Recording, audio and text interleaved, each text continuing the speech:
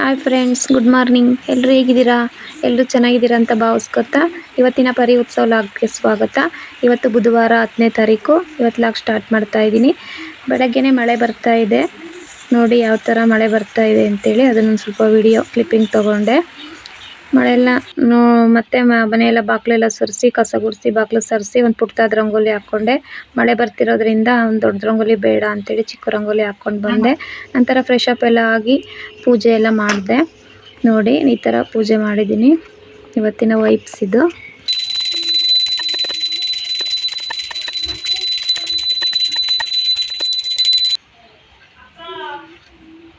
ಪೂಜೆ ಎಲ್ಲ ಮುಗಿಸ್ಕೊಂಡು ನಾನು ನನ್ನ ಮಗ ಒಂದು ಲೋಟ ಬಿಸಿನೀರು ಕುಡಿದ್ವು.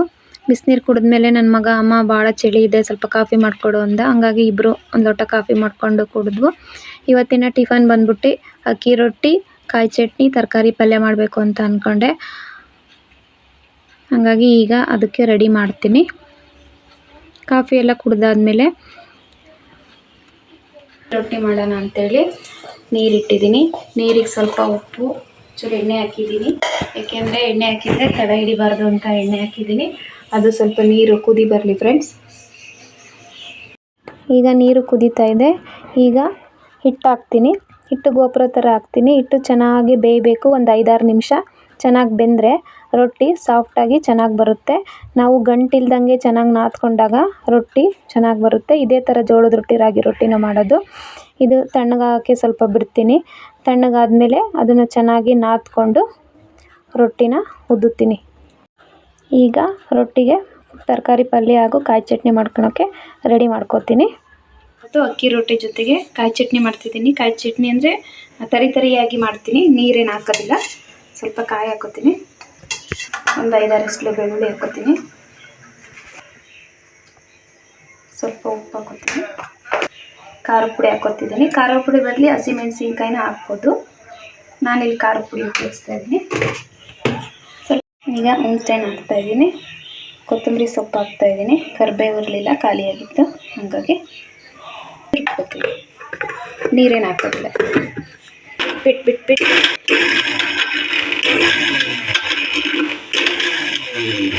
ಬರ್ದು ಈ ಥರ ಇರಬೇಕು. ಇದು ಖಾರದ ಪುಡಿ ಸ್ವಲ್ಪ ಕಲರ್ ಇಲ್ಲ, ಹಾಗಾಗಿ ಇದು ಕಲರ್ ಬಂದಿಲ್ಲ. ಇದು ಹಸಿಮೆಣಸಿನ್ಕಾಯಿ ಹಾಕಿದರೆ ಇನ್ನೂ ಚೆನ್ನಾಗಿರುತ್ತೆ. ನಾನು ಪಲ್ಯಕ್ಕೆ ಹಸಿಮೆಣಸಿನ್ಕಾಯಿ ಹಾಕ್ತಿರೋದ್ರಿಂದ ಇದಕ್ಕೆ ಖಾರದ ಪುಡಿ ಹಾಕಿದ್ದೀನಿ. ಈಗ ಸಿಂಪಲ್ಲಾಗೆ ತರಕಾರಿ ಪಲ್ಯ ಮಾಡ್ತಾಯಿದ್ದೀನಿ. ಎಣ್ಣೆ ಹಾಗೆ ಪ್ಲೈನಾಗೆ ಮಾಡ್ತಾಯಿದ್ದೀನಿ. 2 ಸ್ಪೂನ್ ಎಣ್ಣೆ ಹಾಕಿದ್ದೀನಿ. ಆದ ನಂತರ ಸಾಸಿವೆ, ಜೀರಿಗೆ, 1 ಸ್ಪೂನ್ ಕಡಲೆಬೇಳೆ ಹಾಕ್ತಾಯಿದ್ದೀನಿ, 1 ಸ್ಪೂನ್ ಉದ್ದಿನಬೇಳೆ ಹಾಕ್ತಾಯಿದ್ದೀನಿ. ಅದು ಸ್ವಲ್ಪ ಬ್ರೌನ್ ಕಲರ್ ಬರಲಿ. ಸಣ್ಣಕ್ಕೆ ಹೆಚ್ಚಿರೋ ಈರುಳ್ಳಿ, ಹಸಿಮೆಣಸಿನ್ಕಾಯಿ ಹಾಕ್ತಾಯಿದ್ದೀನಿ.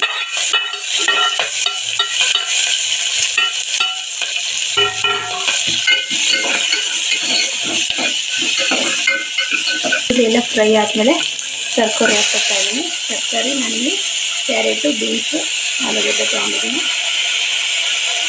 ನೀವು ಯಾವುದಾದ್ರೂ ತರಕಾರಿ ತೊಗೊಳ್ಬೋದು.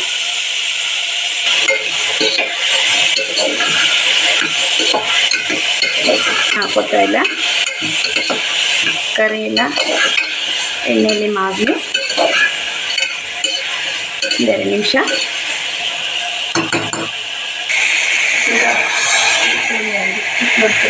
ನೀರು ಹಾಕ್ತಾ ಇದ್ದೀನಿ.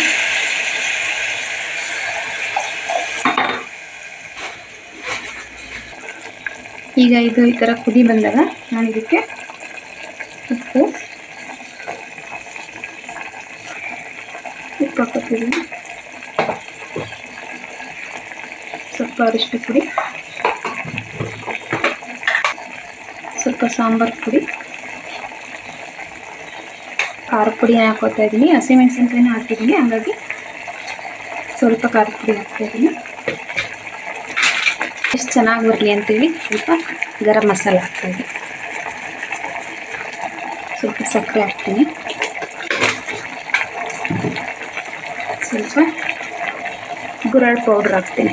ಗುರಾಳ್ ಪೌಡ್ರ್ ಇದಕ್ಕೆ ನಾನು ಕಡಲೆ, ಶೇಂಗಾ ಬೀಜ ಎಲ್ಲ ಗುರಾಳು ಹುರಿದು ಪೌಡ್ರ್ ಮಾಡ್ಕೊಂಡಿದ್ದೀನಿ. ಈ ಥರ ಇದೆ, ಈ ಥರ ಪೌಡ್ರ್ ಮಾಡ್ಕೊಂಡಿದ್ದೀನಿ. ಇದನ್ನು 2 ಸ್ಪೂನ್ ಹಾಕಿದ್ದೀನಿ. ಇದನ್ನೆಲ್ಲ ಪಲ್ಯಗಳ್ಗೆ ಹಾಕಿದರೆ ತುಂಬ ಚೆನ್ನಾಗೇ ಬರುತ್ತೆ ಪಲ್ಯ. ಏನು ಹುಳಿ ಹಿಂಡಿಲ್ಲ, ಈ ಥರ ಹಾಕಿದರೆ ಫುಲ್ಲು ಎಲ್ಲದಕ್ಕೂ ಮಿಕ್ಸ್ ಆಗುತ್ತೆ, ಚೆನ್ನಾಗಾಗುತ್ತೆ. ಆವಾಗ ಹುಳಿ ನೀಟಾಗಿ ಎಲ್ಲ ಕಡೆಯೂ ಇದಾಗುತ್ತೆ. ಕೊತ್ತಂಬರಿ ಸೊಪ್ಪನ್ನ ಈ ಥರ ಕೈಯಲ್ಲೇ ಈ ಥರ ಮಾಡಾಕ್ತೀನಿ. ಹಾಗೆ ಚೆನ್ನಾಗಿ ಮಿಕ್ಸ್ ಮಾಡ್ತೀನಿ. ಉಪ್ಪು ಹುಳಿ ಖಾರ ಎಲ್ಲ ಟೇಸ್ಟ್ ಇದೆ ಅಂತ ಒಂದ್ಸಲ ಚೆಕ್ ಮಾಡಿಕೊಂಡು ಕುಕ್ಕರ್ ಲಿಡ್ನ ಕ್ಲೋಸ್ ಮಾಡಿ, ಕುಕ್ಕರ್ ಲಿಡ್ ಕ್ಲೋಸ್ ಮಾಡಿ 3 ವಿಷಲ್ ಹೋಗಿಸ್ತೀನಿ. ಇವಾಗ ತಣ್ಣಗಾಗಿದೆ. ಇದನ್ನು ಚೆನ್ನಾಗಿ ನಾದ್ಕೋತೀನಿ. ಗಂಟಿಲ್ದಂಗೆ ಚೆನ್ನಾಗಿ ನಾದ್ಕೊಂಡು ರೊಟ್ಟಿ ಸುಡ್ತೀನಿ.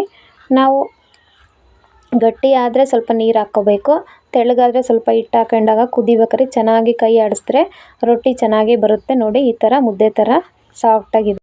ಈ ಥರ ಇನ್ನೊಂದ್ಸಲ ಅಂಟಲ್ಲ. ಈಗ ನಿಮಗೆ ಯಾವ ಸೈಜ್ ಬೇಕೋ ರೊಟ್ಟಿ ಆ ಸೈಜ್ ಹುಳಿ ತೊಗೊಳ್ಳಿ. ನಾನು ಈ ಸೈಜ್ ತೊಗೊಂಡಿದ್ದೀನಿ. ಈ ಥರ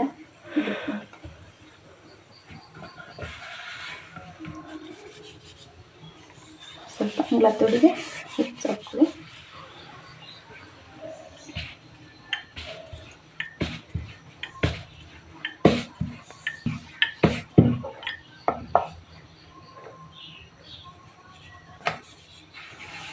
ಈಗ ಲತ್ತಡಿಗೆ ಹಿಟ್ಟು ಸವರ್ಕೊಂಡು ಒತ್ತುತ್ತಾ ಇದ್ದೀನಿ. ಹಾಗೆ ಸೈಡಿಗೆ ಹರಕು ಕಟ್ತಾ ಇದ್ದೀನಿ. ಈ ಥರ ಕಟ್ಕೊಂಡು ಒದ್ದಿದ್ರೆ ರೊಟ್ಟಿ ಅರಿಯೋದಿಲ್ಲ.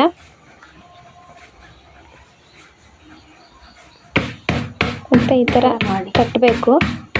ಈ ಥರ ತಟ್ಟಿದಾಗ ಅದು ಹಿಟ್ಟು ದುಂಡು ಬರುತ್ತೆ. ಈ ಥರ ತಟ್ಟೋದ್ರಿಂದ ನಮ್ಗೆ ಕೈಗೆ ಎಕ್ಸಸೈಸ್ ಆಗುತ್ತೆ, ಹಾಗೆ ಬ್ಲಡ್ ಸರ್ಕ್ಯುಲೇಷನ್ನು ಚೆನ್ನಾಗಾಗುತ್ತೆ.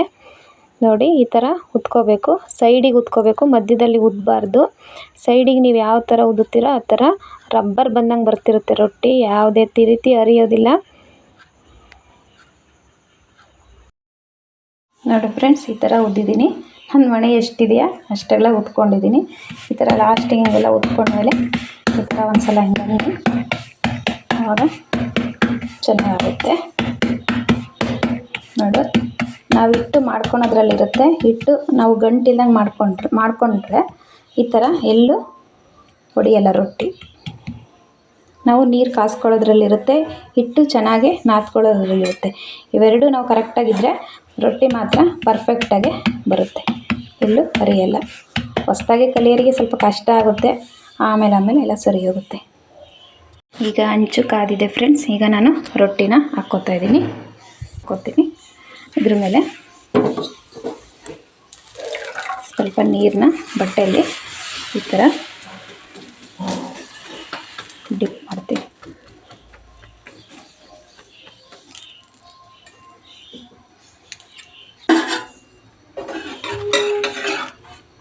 ನೋಡಿ ಈ ಥರ ಬೇಯಬೇಕು. ಸುತ್ತ ಚೆನ್ನಾಗಿ ಈ ಥರ ನೋಡಿ, ಆ ಥರ ಉಬ್ಬಬೇಕು ರೊಟ್ಟಿ. ನೋಡಿ ಇಲ್ಲಿ ನೋಡಿ ಯಾವ ಥರ ಉಬ್ತಾ ಇದೆ ಅಂಥೇಳಿ. ಆ ಥರ ಉಬ್ಬಿದರೆ ರೊಟ್ಟಿ ಚೆನ್ನಾಗಿ ಬರುತ್ತೆ. ಈ ಥರ ಸ್ಪೂನಲ್ಲಿ ಈ ಥರ ಸ್ಪ್ರೆಡ್ ಮಾಡ್ಕೊಳ್ಳಿ, ಚೆನ್ನಾಗಿ ಬೇಯುತ್ತೆ. ರೊಟ್ಟಿನ ಜಾಸ್ತಿ ತಿರ್ಚಾಡಬೇಡಿ, ಚಪಾತಿ ಥರ, ಅದು ಚೆನ್ನಾಗಿ ಬೇಯುತ್ತೆ.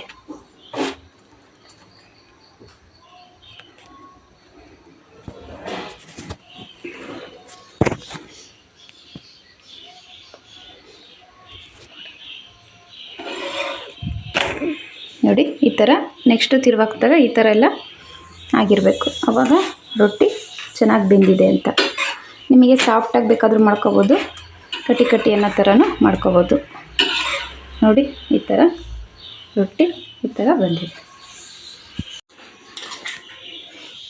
ನೋಡಿ ಫ್ರೆಂಡ್ಸ್, ಬೆಳಗಿನ ತಿಂಡಿ ರೆಡಿ ಆಯಿತು. ಇದ್ರ ಜೊತೆಗೆ ಸೌತೆಕಾಯಿ ಇದ್ದರೆ ಇನ್ನೂ ಚೆನ್ನಾಗಿರುತ್ತೆ. ಬನ್ನಿ ಎಲ್ಲರೂ ಬ್ರೇಕ್ಫಾಸ್ಟ್ ಮಾಡೋಣ. ಅಕ್ಕಿ ರೊಟ್ಟಿ, ತರಕಾರಿ ಪಲ್ಯ, ಕಾಯಿ ಚಟ್ನಿ. ಬೆಳಗಿನ ಕೆಲಸ ಎಲ್ಲ ಮುಗಿಸ್ಕೊಂಡು ನನ್ನ ಮಗನ ಸ್ಕೂಲ್ ಹತ್ರ ಹೋಗಬೇಕಾಗಿತ್ತು. ಸ್ವಲ್ಪ ಸ್ಕೂಲ್ ಫೀಸ್ ಕಟ್ಟಬೇಕಾಗಿತ್ತು, ಹಾಗಾಗಿ ಸ್ಕೂಲಿಗೆ ರೆಡಿ ಆಗ್ತಾಯಿದ್ದೀನಿ. ನನ್ನ ಮಗಳು ಫ್ರೆಂಡ್ ಬಂದಳು, ಅವಳ ಜೊತೆಗೆ ಸ್ಕೂಲಿಗೆ ಗಾಡೀಲಿ ಹೋಗ್ತಾಯಿದ್ದೀನಿ. ಸ್ಕೂಲಿಂದ ಬಂದಮೇಲೆ ಬಟ್ಟೆ ಎಲ್ಲ ತೊಳೆದಾಕಿ ಆರಾಕಿದೆ. ನಂತರ ಮಧ್ಯಾಹ್ನ ಅಡುಗೆಗೋಸ್ಕರ ಈ ಸೈಡ್ ಅನ್ನಕ್ಕೆ ಇಟ್ಟಿದ್ದೀನಿ, ಈ ಕಡೆ ಬೆಂಡೆಕಾಯಿ ಸಾಂಬಾರು ಮಾಡಿ ರೆಡಿ ಆಯಿತು. ಅಷ್ಟರಲ್ಲಿ ನನ್ನ ಮಗಳು ಅವಳ ಫ್ರೆಂಡು ಇಬ್ಬರು ಕಾಲೇಜಿಗೆ TC ಮಾರ್ಕ್ಸ್ ಕಾರ್ಡ್ ತರಕ್ಕೆ ಹೋಗಿದ್ರು, ಬಂದರು. ಅವರಿಬ್ಬರಿಗೂ ಮಧ್ಯಾಹ್ನದ ಊಟ ಹಾಕ್ಕೊಟ್ಟೆ. ಅನ್ನ, ಬೆಂಡೆಕಾಯಿ ಸಾಂಬಾರು. ಅವರಿಬ್ಬರ ಜೊತೆಗೆ ನಾನು ಕೂತ್ಕೊಂಡು ಮಧ್ಯಾಹ್ನ ಊಟನ ಮುಗಿಸ್ಕೊಂಡ್ವಿ. ನಂತರ ಅವಳು ಊರಿಗೆ ಹೋದ್ಲು.